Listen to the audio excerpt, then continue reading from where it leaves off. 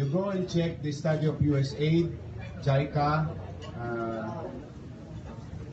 ADB, Because of traffic. By 2030, the country will lose 30 billion pesos a day. It's not my study. It's not mine.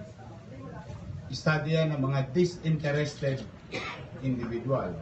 So, if we are not going to address this, paano pa tayo pagdating ng 2030? So, now, ibabalik ko ba? Yun ang hinihintay niyo sagot. Yeah.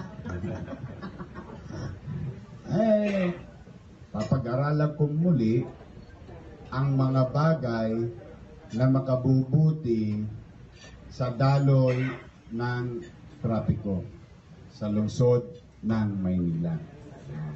So, kung kami magiging mahigpit, pagpapasensyahan nyo na, hindi kami naghihigpit ng wala lang. Hindi kami nagdidisiplina ng wala lang. Kaya naman, antabayanan natin, siguro in a few weeks, malalaman na natin ang polisiya sa ganitong klaseng industriya.